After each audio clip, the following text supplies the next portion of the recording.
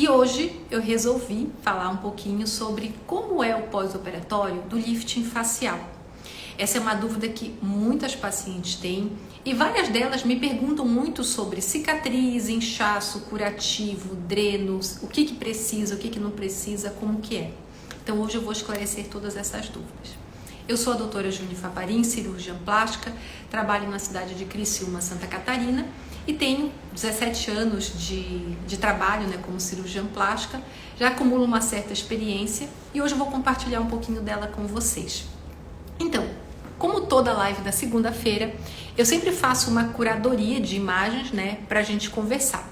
E hoje eu trouxe essa imagem que é o curativo clássico, do lifting facial que vocês devem ter visto na internet. Para quem não conhece, essa aqui é uma figura bem conhecida, é o Marc Jacobs, é um estilista americano. Quem é mulher e já foi em Miami já achou bolsa, relógio dele. E ele fez um lifting facial há uns 2 anos atrás com um cirurgião plástico bastante conhecido dos Estados Unidos. E como vocês podem ver, ele ainda utilizou dreno, que são esses tubinhos que vocês veem saindo do curativo, e fez o turbante, que é o curativo antigo que a gente também fazia. Eu vou dizer para vocês que isso não é mais necessário. Aqui na clínica eu não utilizo drenos já há uns 8 anos no meu lifting facial e eu não utilizo o curativo de turbante também há mais ou menos esse período. Hoje o que a gente utiliza é apenas uma mentoneira, que é uma malhinha, eu vou mostrar para vocês o que é. Mas na minha opinião, isso aqui que vocês estão vendo na foto é coisa do passado, tá? Isso não é necessário mais, eu acho extremamente desconfortável e desnecessário. Então, como que a paciente sai do hospital? Ela sai assim, com uma mentoneira. A mentoneira é uma malha, é mais ou menos a mesma malha que se usa para pós-operatório de lipoaspiração de papada. E o que ela faz é uma leve compressão, principalmente para a região do pescoço, que é uma região que, como por efeito da gravidade, ela fica um pouco mais baixa, ela tende a edemaciar um pouco mais. Então, aqui na clínica a gente tem uma sequência muito bem organizada de pós-operatório. A paciente opera num dia, vai para casa no mesmo dia e ela sai do hospital com a mentoneira. No dia seguinte, ela começa a fazer drenagem linfática e eu sempre dou a opção de fazer sessões de câmara hiperbárica. A câmara hiperbárica é esse tubo de acrílico em que o paciente respira oxigênio a 100% sob pressão e ele melhora não apenas o edema, como melhora também a cicatrização e a viabilidade dos tecidos.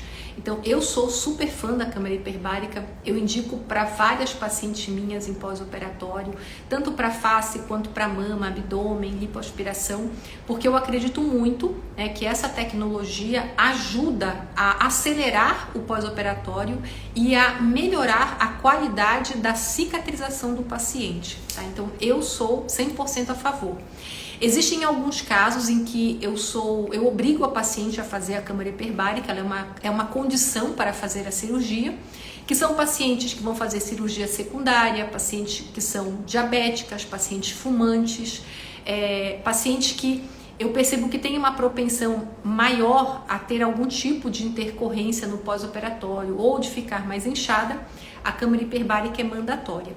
Para as outras pacientes, ela entra como um opcional e eu sempre sugiro que faça pelo menos de 3 a 5 sessões. Acho que vale muito a pena falar sobre isso. E outra pergunta que também todo mundo me faz é por que nós não utilizamos drenos, Por que não precisa? Eu vou dizer para vocês que depois que eu abandonei o dreno e depois que eu abandonei aqueles curativos de turbante, eu não tive mais hematoma nos meus liftings faciais.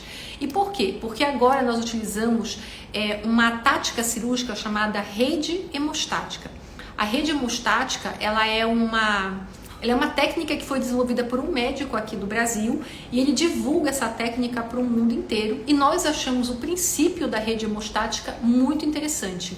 Nós temos um jeito diferente de fazer a rede hemostática, bastante customizado, mas o princípio, da teoria da rede é exatamente esse que vocês veem na primeira foto.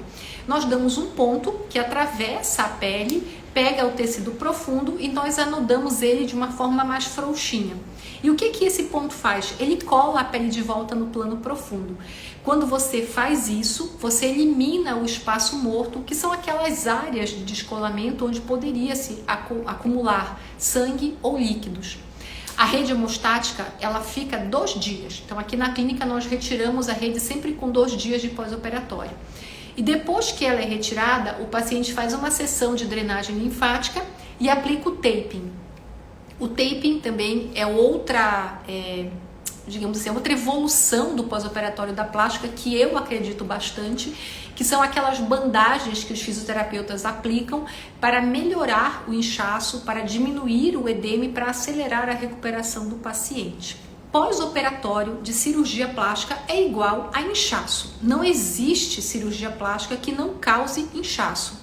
O inchaço, ele faz parte do pós-operatório, independente se é uma cirurgia de face, uma mama, um abdômen ou uma lipo. Então é importante que todo paciente que está pensando em se candidatar a uma cirurgia plástica saiba que isso faz parte do pós-operatório. Existem alguns pacientes que incham mais e alguns pacientes que incham menos. Então, hoje eu consultei uma paciente que queria fazer uma cirurgia de face e foi exatamente essa pergunta que eu fiz para ela. Ela veio para o consultório e ela já tinha um edema malar, ela já tinha uma área inchadinha aqui. Eu perguntei, quando a senhora acorda de manhã está mais inchado, o inchaço vai passando ao longo do dia? Ela falou sim.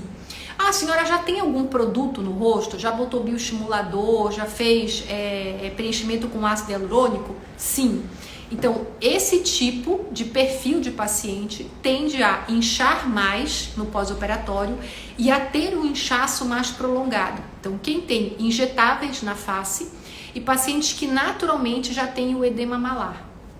Existem 2 alterações que eu sempre pesquiso nesses pacientes que têm muito inchaço, que são alterações renais, principalmente paciente que incha muito a região do olho, eu sempre investigo a parte renal, e tireoide, né? Eu não sei se vocês sabem, mas quem tem hipotireoidismo, né, que tem que tomar aqueles hormônios tipo Sintroid, Puran, são pacientes que têm uma maior tendência a edemaciar. O hipotireoidismo, ele está associado ao aumento do edema. Então, esses 2 perfis eu também sempre trio aqui no consultório, eu sempre investigo para ver se tem alguma alteração que precisa ser compensada antes. Os demais pacientes é muito da tendência de cada um, tá? Mas esses 2 grupos, né, eles realmente incham mais e eles têm um inchaço mais duradouro. E se você for uma pessoa normal, né, que são a maioria das pessoas, 90% das pessoas são normais e elas se encaixam numa evolução padrão de pós-operatório. O inchaço, ele tem uma cronologia, né? Se o paciente fizer o repouso, seguir as orientações, você vai ver que o inchaço, ele piora nos primeiros 2 dias. Então, o paciente ele sai bem pouco inchado do hospital. Entre o primeiro e o segundo dia é quando eu recebo a primeira mensagem no WhatsApp, né? Mesmo eu avisando, eu sempre recebo essa mensagem. Doutor, eu estou muito inchada, é normal? Sim, é normal. O inchaço, ele piora nos primeiros 2 dias. E aí esse inchaço, ele vai ficar estável mais ou menos até o final da primeira semana, 10 dias. Isso varia de pessoa para pessoa, mas via de regra é uma semana de inchaço. E aí ele piora com 2 dias, fica estável até o 7º dia. A partir de 7 a 10 dias, o inchaço tende a melhorar. E aí essa melhora é muito rápida. A paciente percebe que de um dia para o outro, o inchaço diminuiu bastante. Então, num dia ela está mais ou menos, no outro dia já está bem melhor. E entre 10 e 14 dias, há uma regressão em média de 50% do inchaço. Então, o que eu oriento para as pacientes? A primeira semana, evita sair de casa, não receba visita, evita ficar olhando no espelho, porque realmente incha bastante. O cuidado da primeira semana é não ter hematomas. Então, a gente orienta bastante a paciente a fazer o gelinho, não ficar estressada, usar a medicação, tomar os remédios para dor, ter cuidado para não vomitar, não espirrar, porque tudo isso piora o esforço e pode causar os hematomas. Passou da primeira semana, você vai desinchar naturalmente e só mantendo as drenagens linfáticas. E aí, a partir da 2ª semana, eu libero as pacientes para começar a voltar para uma vida social, de ir para trabalhar, passar um filtro solar com cor, passar um pó compacto. Tudo com cuidado, mas já pode. Então, passando um pozinho no rosto, botando um óculos escuros, você já passa bem despercebido na multidão. Com 30 dias, é a via de regra que as pacientes estão se amando, elas começam a ver realmente o resultado da cirurgia, a melhora, né, da qualidade da pele, o peeling já caiu, o inchaço já está bem adiantado, as cicatrizes começaram já a esmaecer, as casquinhas já caíram. Então, com um mês, né, 30 dias é um divisor de águas. E o resultado final vem entre 4 e 6 meses. Então, entre 4 e 6 meses é quando a gente faz a reavaliação final do paciente para ver se está tudo certo, se evoluiu a contento, se tem alguma coisa que não está adequada. Mas aí você tem que ter paciência e esperar entre 4 e 6 meses. Eu peço 30 dias sem utilizar química no cabelo, sem fazer escova, sem pintar a raiz do cabelo. E 30 dias para usar make pesada, sabe? Make de festa. São aquelas maquiagens que tem que passar várias camadas. Essa eu peço também para a paciente esperar, né, em torno de 30 dias para voltar a usar. Muito obrigada pela participação e eu espero ter ajudado um pouquinho vocês. Tchau!